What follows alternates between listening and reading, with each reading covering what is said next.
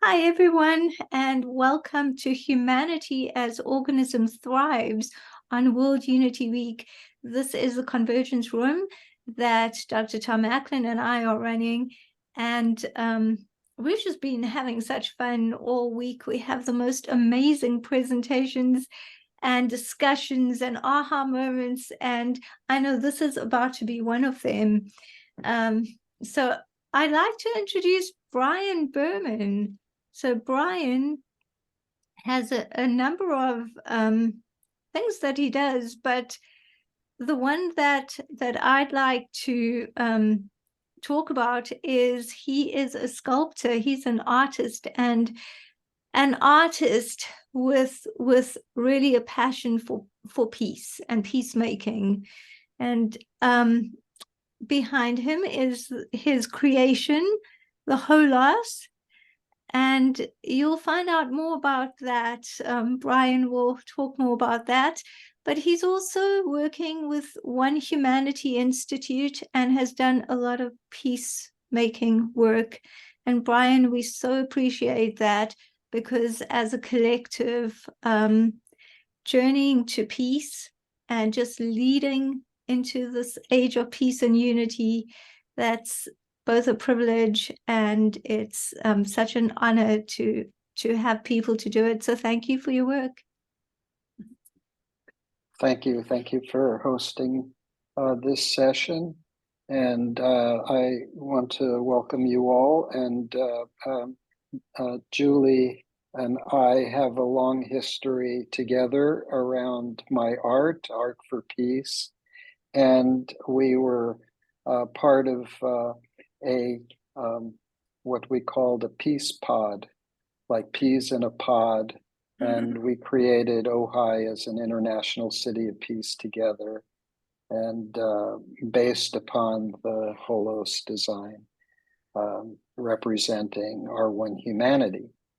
So tonight, I will share with you a little bit of my background of how I wound up as an artist for peace.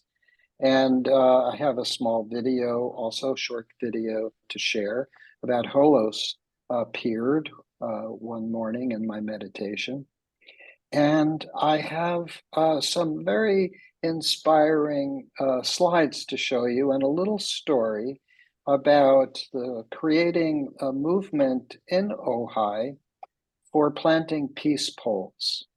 And I received a grant a few years back to create peace poles in the Ojai Unified School District. So all of the schools in Ojai would create peace poles. And so I have slides. I don't have it in a slideshow, but I can run through it, and looking forward to sharing that with you all. And now I see Rashida is here. Also, is she related to you, Hasina? She's my mom, and she's also an artist. Oh, what a blessing to have her with us. And thank you for gifting us your children, Rashida. Thank you. Okay, so I just really want to emphasize that we all have a creative side of ourselves. And, it might be making dinner. It might be how we manage our work life. And at certain point in my life, I was going through a very deep crisis. And I had lost a business that I had devoted 10 years to a failed partnership. And as I will share in my slideshow, at a certain point, there was the idea that I could create artwork with my teenage son to keep him from watching television, because daddy, me, was grieving. Uh, I was pretty lost after losing my business. And so I entered into an art supply store, and there in the corner of the store, I saw this big pile of stones, and I reached down and I felt them, and they were kind of slippery. And I thought, oh, these might be soapstone. And soapstone is like what they made talcum powder out of. It would grind it fine, and it would be used on babies' bottoms and other places. Uh, but besides that, it's very soft. Uh, in stones, there's well, I know a lot about these things from geology, but soapstone is the softest stone, and diamond is the hardest stone. So when you start with something soft, it's very easy to carve. So with a little penknife or a little saw, you could cut the stone into pieces, and that's what we did. So I think that I'll jump into sharing um, my slideshow. Let's see if this will come up, and let me see how it looks. Uh-oh, how do I get all those people out of the way? Hold on. Let me see. Whoops. Thank you. I have to go here, and then I have to go there. Okay. Okay, what do you think? I can go like this, and am I out of the way? It can be seen very clearly. Yeah. You can see the image? Oh, Yes. yes. Yes. Thank you. And so you see what I'm saying here? When you hang out with artists, something happens. So there I am on the left with three of my friends who were very established artists. And well, it's not advancing. Maybe I go down here. And when you surround yourself with artwork, something happens. So this is the yard of my friend Bob Lucas in 1989. I was living in Sonoma County, and I went up to Washington State, and this was Bob's yard. And it was so inspiring to me to just see uh, that he could make anything he wanted. And it spoke to me, especially having coming off of losing my business, my life work. And I've always been really good with my hands. And I thought, oh, I would love to do something like this. So we have to begin somewhere. And this little soapstone carving was the first carving I did when I was sharing with you about working with my son. We spent the entire summer creating small sculptures in soapstone. And I had mentioned that I was grieving, and what was happening as I refined this stone into this very, very simple bare shape. I was soothing myself. That hand motion of bringing this raw material to something that was tactily smooth, that energetically I was smoothing the grieving that I was feeling. But what showed up was I had this grief, and I decided, let me see if I could express what I'm feeling. And so here's the sculpture where I'm laying on a stone with my head in the crook of my elbow. And you can imagine the feeling of grieving as the stone that I was laying on was holding me. And the amazing thing was that when I finished this carving, the grief and the heaviness was in the stone, and I didn't feel it. What did I feel? I felt shame. This was the next emotion that overtook me because I had lost $1 million business by making some bad decisions. And this partnership that I got into was a marriage that wasn't supposed to happen. And I spent 3.5 years in litigation with this partner, ex-partner. So there was the shame. I was feeling it. I didn't even want to be seen. So this was standing in this position like I just have myself facing the wall.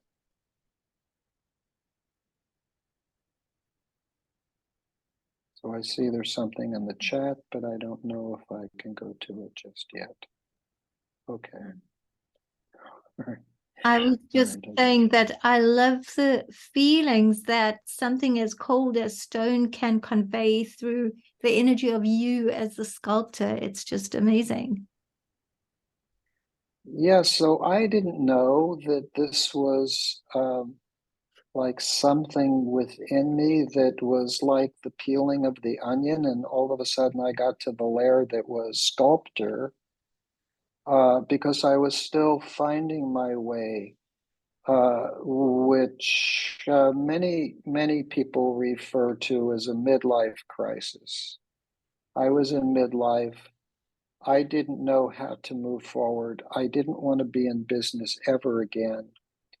I was really damaged. I was kind of victimized by the legal process that I had gone through, and so like this was a piece that I carved. I had just been introduced to a Siberian shaman, and I carved the two faces of the shaman, the like the eagle's head at the top or the torso that's running down the side. It was just like, wow, I could just let the stone reveal what wanted to come through me. And then I got more figurative, and I felt a real connection and kinship with the feminine because my masculine was not very typical. And so I carved a whole series of goddesses, and this one was a blessing. The woman who bought this from me, when she asked me how much it was, and I told her, she says, "Oh, that's really out of my budget." And she called me about a month later and she said, "I sold my stock in Harley Davidson, and now I want to come and buy the Aging Goddess because that is me. That's my body that you carved." And she came, and when she saw my other sculptures, she bought 3 of my sculptures. So you never know. And what I'm revealing here is that from being somewhat lost through the loss of my business and not wanting to ever be in business again, I found that people were attracted to what I was carving, and they asked me if they could buy it. So I actually became a professional sculptor. And started a This business. is, I started a business. Oh, I just skipped one. I'm going to go back to mudra. So some of you know is that in 1970, I was a yoga meditation teacher, and I was very, very much involved with Eastern philosophy and Hinduism was the orientation, and so with yoga there were mudras for meditation, and so this is about 9 feet tall, weighed 2,000 pounds, and it was really one of my first attempts at carving one of the hard stones. And then, much later, I got this commission. This was a blessing because as I was kind of moving still through the horrors of my loss of my business, I still had a lot of debt. And this commission was a year of work. And the woman who commissioned me was, these circumstances. I was at a garden show and I had a bird bath that I had carved I was living in Washington State, so it was kind of a Northwest design. And I called it the Eagle Eye Bowl. And because it was a water catcher, it caught water, but it had an island in the center. And she bought it, not directly through me, but through the arts organization. And when I got her phone number to ask about delivering it, she said, I'm building a house in Southern California, and I'd like for you to make a proposal for a fountain.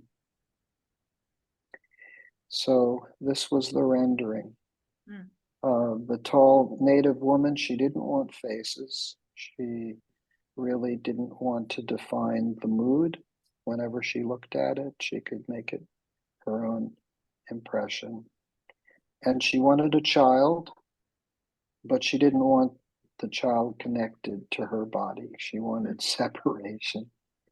But they're of the same tribe, and so the bowl that she's pouring out of, the basin that's poured into, and the child, they all have the same kind of pattern carved in it. And this took me a year to carve. And I'm not supposed to mention her name. So after I had carved that commission and installed it, I had booked some time in California in a sculpting yard that was where I carved most of that commission. And the sculpture yard had 2 fires in a row. And during the time that I had booked my time to work there. And the place was really destroyed. And it really brought me back to the kind of the devastation of losing my business and my direction. And so most of the reference to the phoenix is phoenix rising. But there's a certain point when life is unraveling where the phoenix enters the fire. And so this was still a emotional state that I was in. And so this carving expressed it and helped relieve it. So these are not, how should I say, they're not chronological. In terms of the sequence, yes, I'm progressing in my sculpting with these, but there were many carvings in between. And I had been single for a period of time, and I got into a short-term relationship with somebody, and I was really uncomfortable in it. I was uncomfortable in my body. I didn't exactly know why. And so I had a piece of clay that I basically cut it in half, and I had two pieces.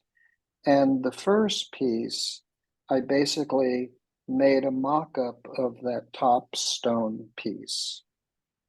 I felt that I still had a radiating heart, but I was more in a fetal position.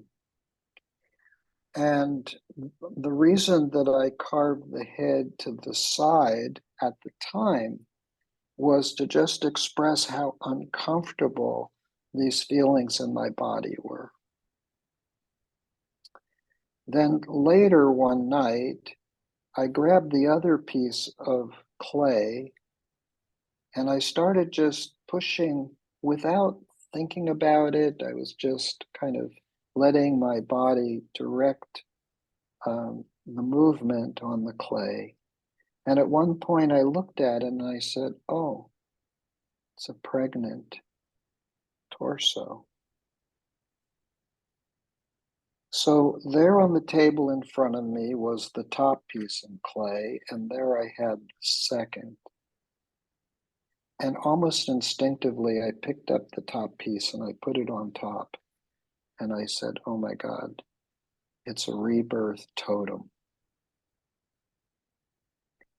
And obviously I'm speaking, but these sculptures were communicating something back to me that I didn't realize, like,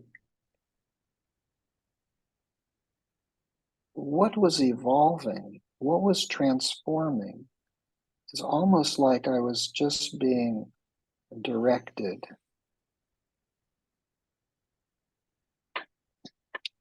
So this sculpture, which I call Into the Light, my son was diagnosed with paranoid schizophrenia. And this particular piece I was working on, he was, I want to say he was homeless, but he was hiding in California, and neither his mom or I could find him. And as I was working on this piece, I was kind of in a very tearful prayer. And my tears, when you do sanding, the final sandings, it's usually wet sanding, and I was crying on this piece as I was sanding it. And the feeling that I had was, we're all God's children. And so my prayer is for God to help my son, because I can't at this point.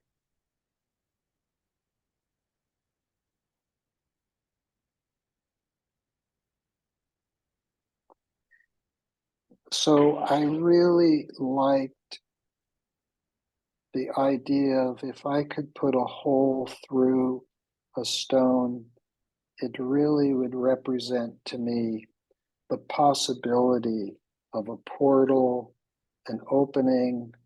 And because stone is mostly viewed as something eternal, like why all grave markers are usually made of stone. And I was working on this and I was kind of doing some work, and then all of a sudden it, it cracked in half. And as I'm sure each of you can imagine, that when a stone does what it does and it was not what you planned, you either scrap the piece, carve it smaller, or see that it's representing something else. So I called this piece Transformation, and it led to a whole series. This was another series I called The Three Graces. I'm just giving you a little run through. This I called Seeking Wholeness.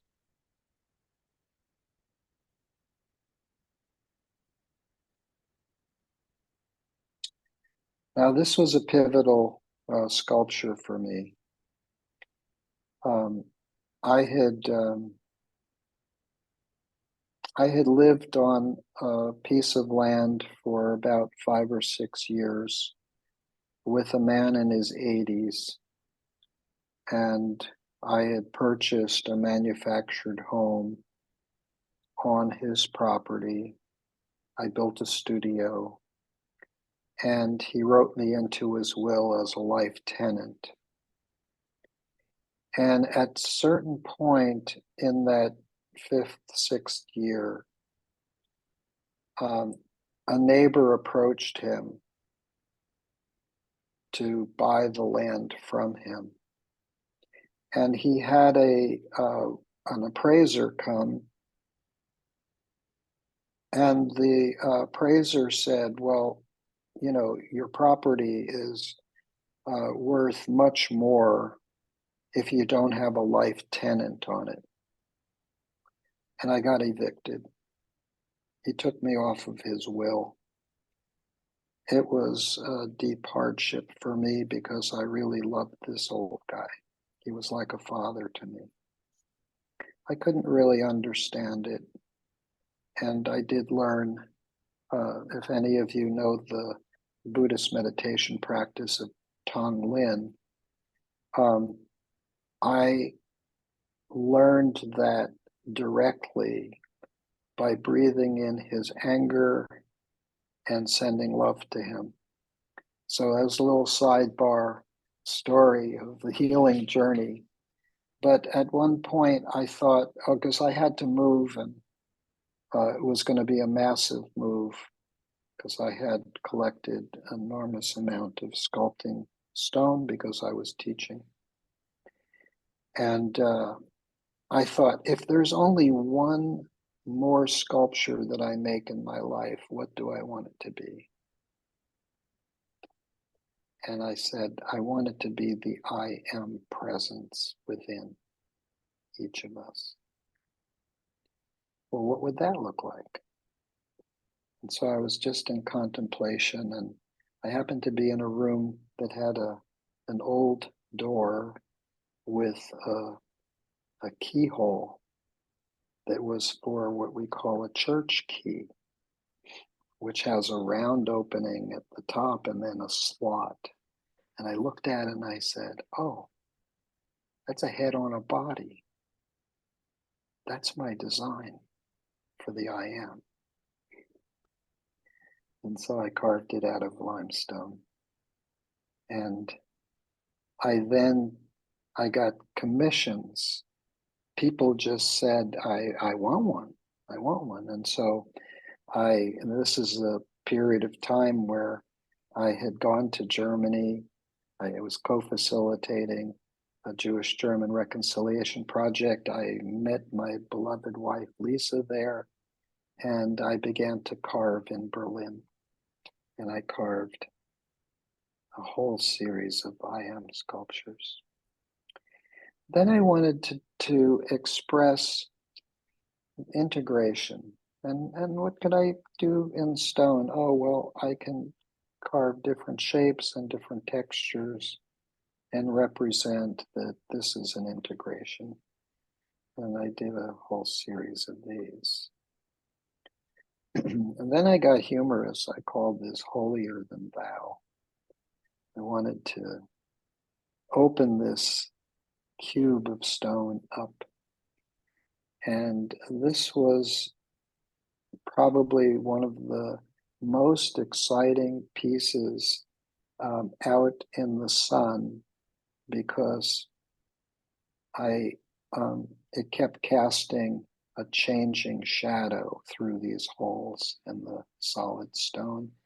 And at one point, it was just like, my God, we are spinning.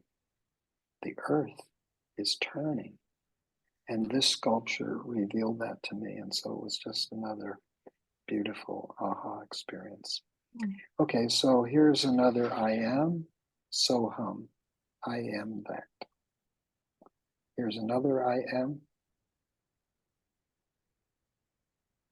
And then at one point, I wanted to do somewhat of the reverse of taking the head in negative space. And I did a whole series, and the anahata is the heart chakra. And when I was reading about the heart chakra, I said that it is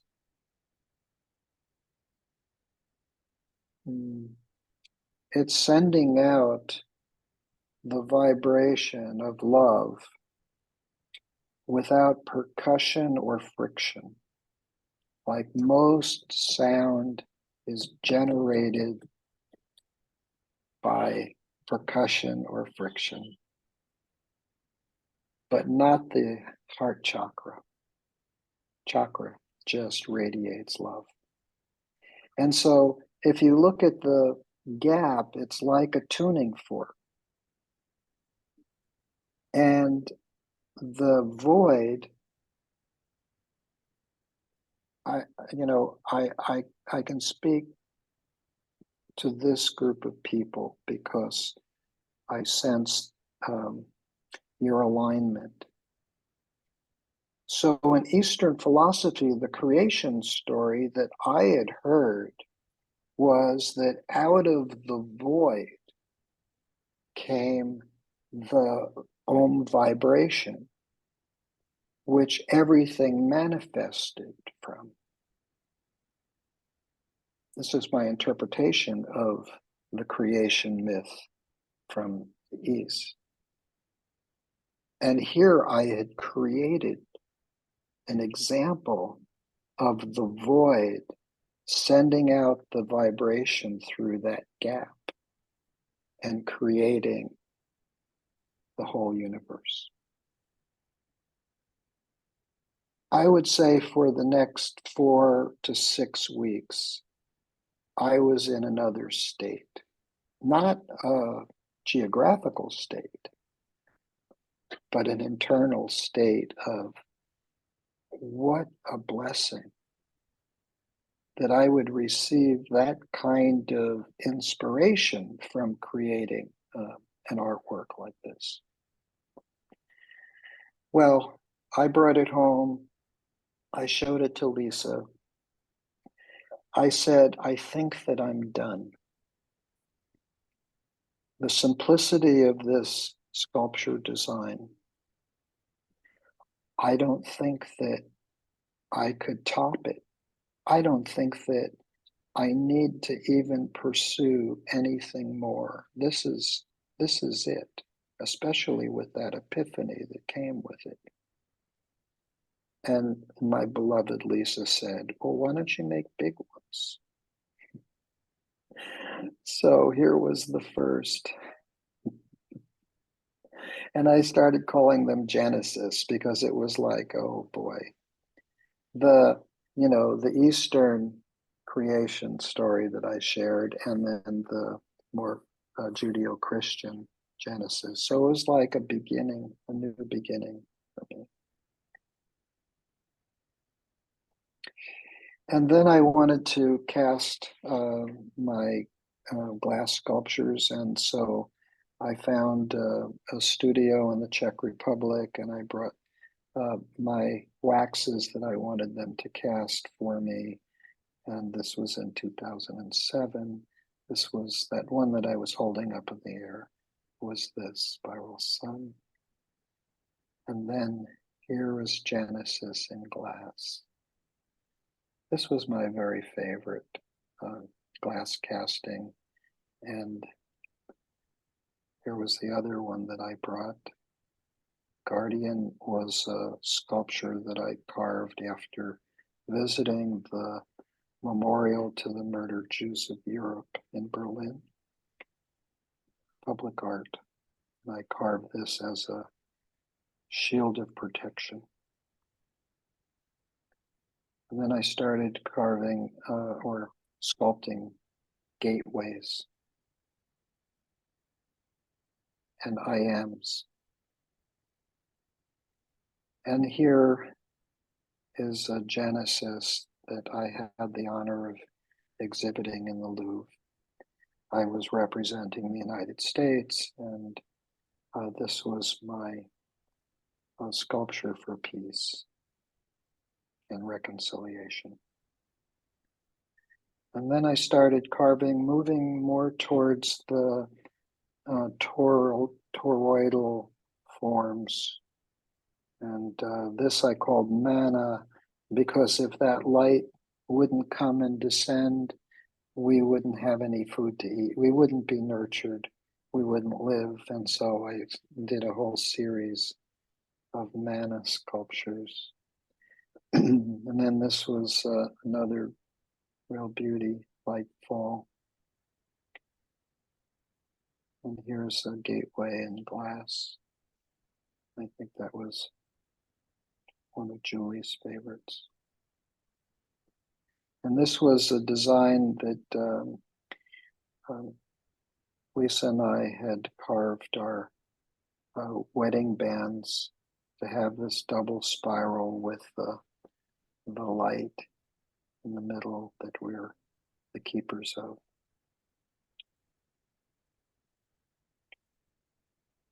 Here's another double spiral glass.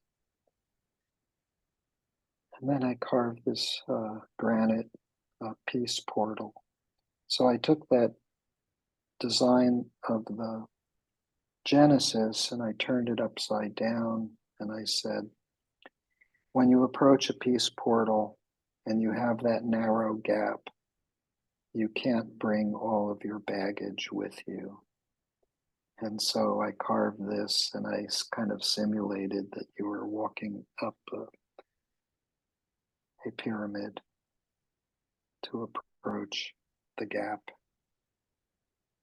and leave behind what's keeping you from peace. And then I was doing a series of these I am peace guardians. Here they are. I'm going to finish this series of 4. And here I'm welding and grinding on a metal wholeness. And then we had a massive fire in California, one of the largest fires called the Thomas Fire. And this sculpture had a crack that showed up.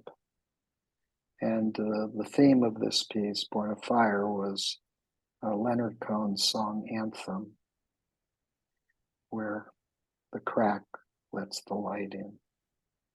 So it represented how it felt to be living when you're completely surrounded by fire and don't know whether you will escape or not. And then I carved the first holos. I called it the Rejuvenator because I recognized that these 9 spirals that represent the diversity of humanity, that it was rejuvenating my passion for peace, and that I saw this as a symbol for peace, as it represented our one humanity.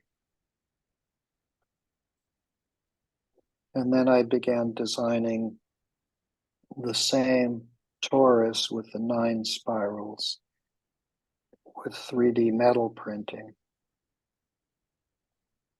And I wanted to make it lighter, so I took out the valleys and I hollowed it out so you could see that it's an infinite loop.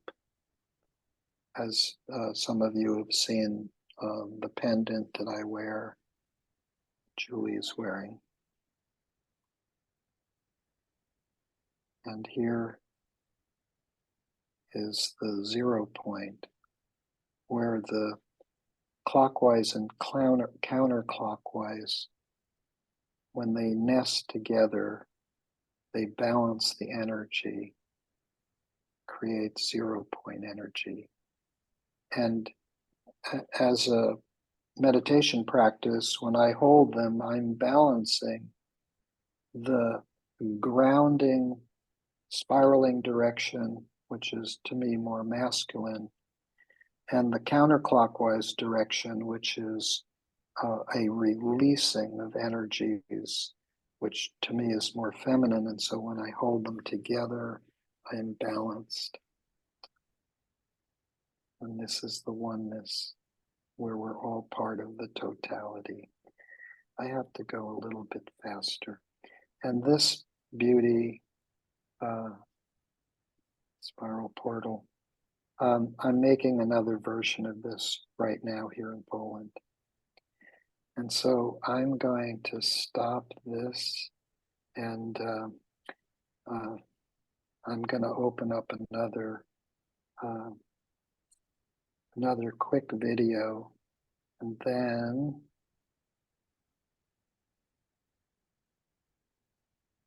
hold on.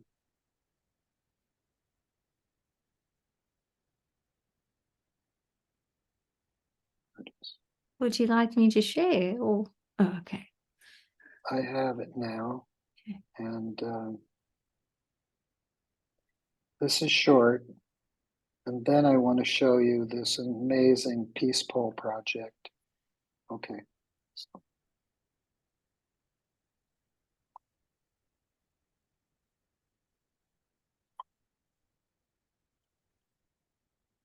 Brian, there's no sound. I think when you share, you've got to check that box if you haven't. you're right, I didn't. Thank you.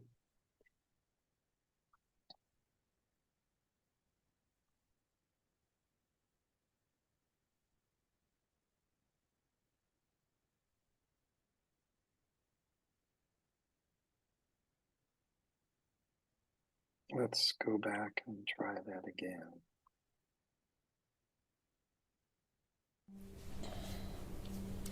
Yeah, there was just a transition that was beginning in my life. And there was something about this design that I really didn't know whether it was just another one of these great inspirational sculptures, or was there more to it than that? I was sitting very quietly one morning, and I began to witness thoughts arising and spiraling back from silence back to silence again. And as a sculptor, I thought that would make an interesting design. And it has evolved now to this design here, which I call Holos. And this infinite design, to me, represents a symbol for our one humanity. So I had this vision.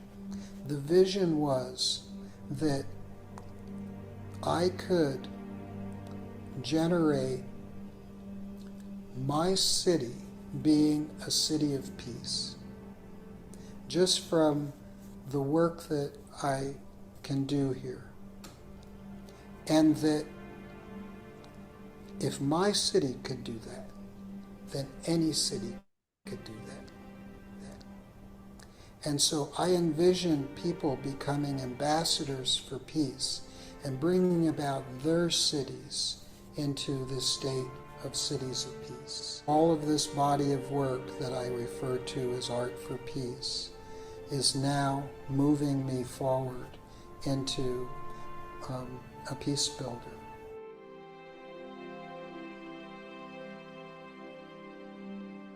And I'm very happy to say that on April 14th of 2015, our mayor, Mayor Lara of Ojai, declared Ojai an international city of peace. And since then, more and more of my friends from around the country are asking me to mentor them so that their cities can begin building a culture of peace. We might feel separate, but we're all essential to the whole.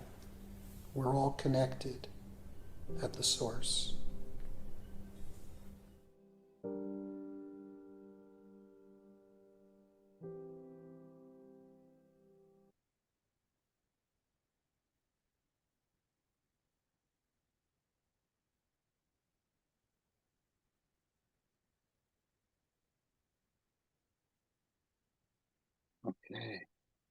I know that I'm kind of lagging behind. I do want to hear from all of you, but I I have this one other amazing report. So bear with me. Um, I'm going to go through it quickly. No, that's not it. Okay.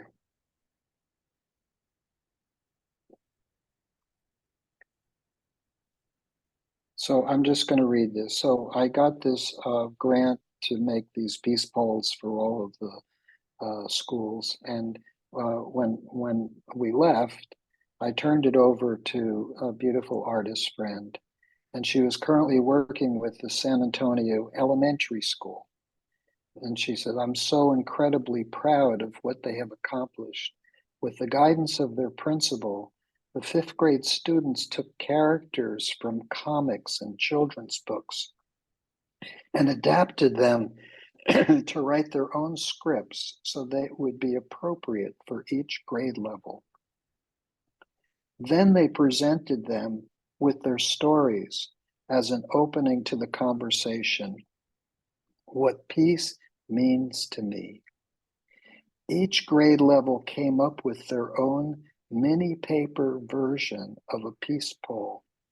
The fifth graders created charts of what symbols each grade level had used and used the data to finally decide which symbols would go on the big peace poll.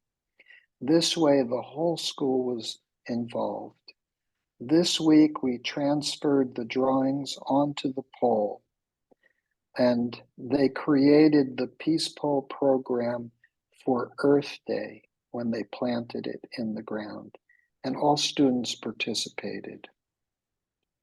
So I'm going to just see if I could show you what they created. Please bear with me. Okay, these first peace polls were in the high school, and it was during pandemic, and the school was closed, but the students in two different classes really wanted to participate. So this is the peace poll that was done by the elementary school. And here the kids, you see how young we're starting teaching peace. They were all given stones that the fifth graders had decorated with symbols for peace. And each child got to place it surrounding the peace pole that they had been involved in creating.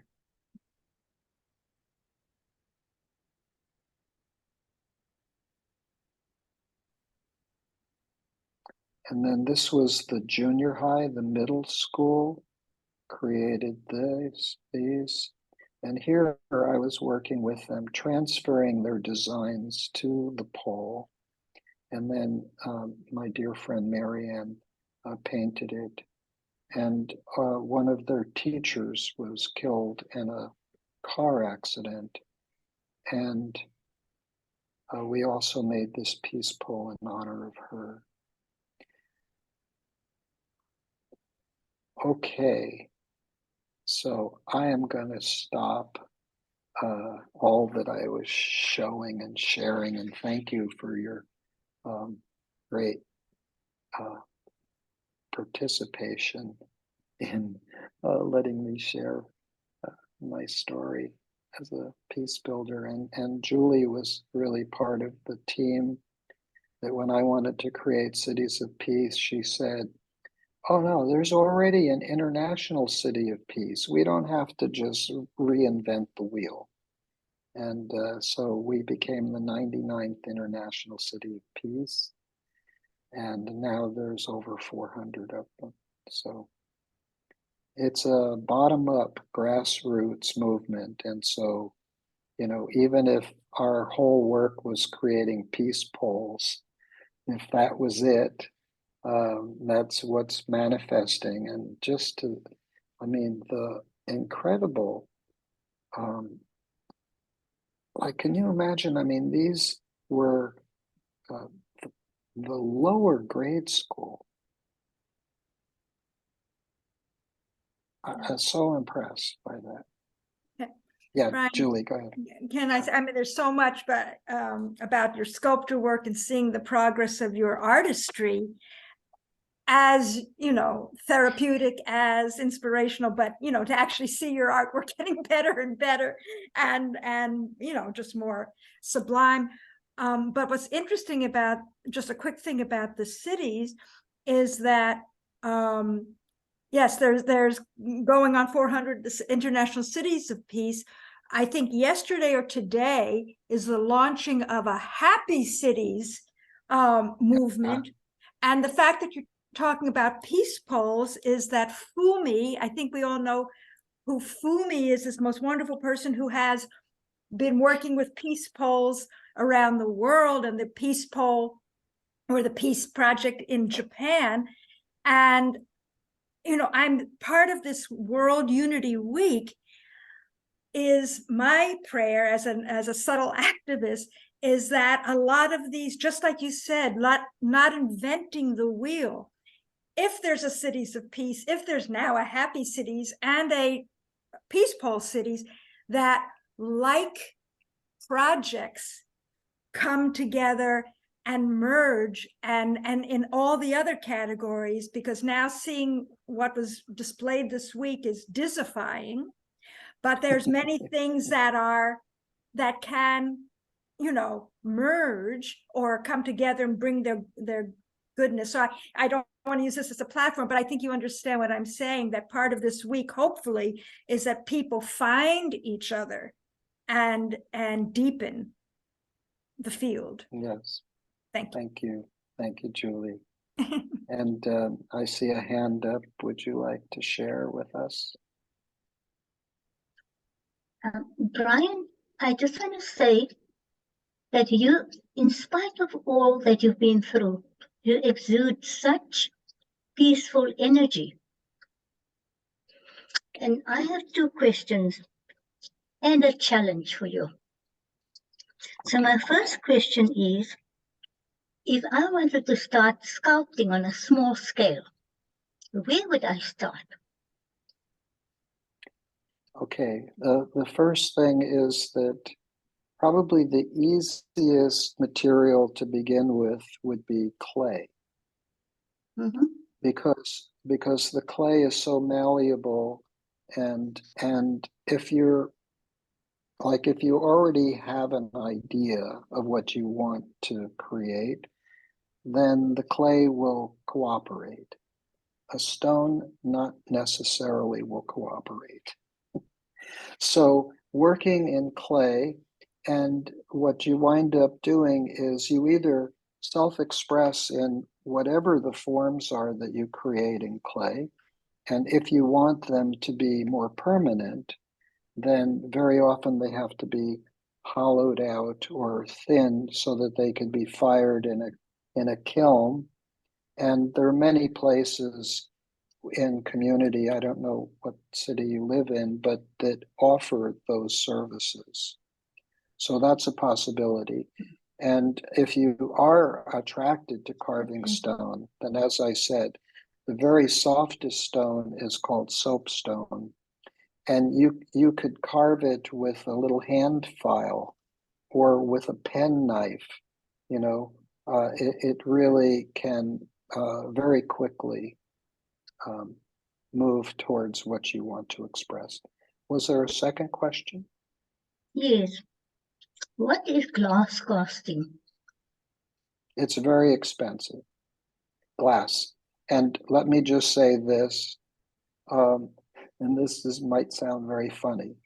I think glass casting is for masochists. You know the term, masochist? I can't tell you how many failures I had in my glass work until I went to the very best in the world. Prior to that, it was one failure after another, because in glass casting, if you don't cool the glass at a very, very slow rate, then there's stress in the glass. And it might take sunshine hitting it through the window. It might be cold inside, but the sun heats it up too quickly. Anyway, so maybe Hasina can give you my email address, and I'm happy to talk further with you. Tom has his hand up, and I don't know if we have to absolutely stop it at 8 o'clock. I don't know. Tom, please. Yes, we should actually start meetings here. Can I please Yes. challenge you? Okay, because yes, you're I'm still sorry, I skipped sculpting. that. So why haven't you done a dragon yet? I did a dragon. I didn't show it, but in the mythology that I come from, that when a dragon shows up, and it's usually a deterrent from moving forward. I'm not talking about a friendly dragon. I'm talking about a fire-breathing dragon. And at one point I carved the head of a dragon, and I mounted it, and I set it on my mantle, and I realized that in my hero's journey, I slayed that dragon so that I could continue to grow. So I gave it to my daughter also. Thank you. Thanks. Okay. Tom, I'm sorry Spectacular. that I'm rushing you. Well, since you spoke of the failures, I have so many questions about your magnificent works. Thank you for what you do. I'll touch base with you offline with that. Yeah, thank you. I think one thing I'd just really like to close with, I admire so much how open you are, how transparent you are, and how connected you are in the first place with how your production and your deliverables actually are a reflection of your inner world. We're seemingly adults here. I'm wondering if you are as open with the kids about that, because to me, that's as inspirational as the beauty of the creation itself. And I'm wondering if you're as open and comfortable speaking to them about those things. Well, the teenagers were like really, it was hard to get them to focus on what represents peace to them. And then at one point, when I would ask the individual child, and he would say, "My bed," I said, "Great, you feel peace in your bed. Draw your bed." And another one would say, "I have this tree that I feel really peaceful when I'm with that tree." And I said, "Great, draw the tree." And so the students just began to look and see what represents peace to me. And so we have to find the bridge to where their interest and connection is. And I didn't get to do the elementary school, but that principal and my friend Mariana did an incredible job. And to have them planted on Earth Day and then surround them with all of these peace stones, those children will remember that for their entire lives. So, okay. Beautiful. Thank you. I'm inspired. I will investigate to see if there is a peace pole here in Frederick, Maryland. Okay. Yes. And if not, I can tell you where to connect with them. And we just planted one in Auschwitz.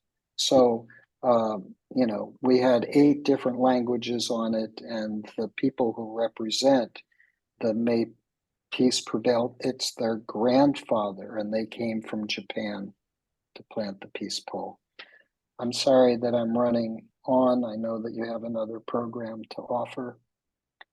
Thank you so much. I look forward to sharing the recording.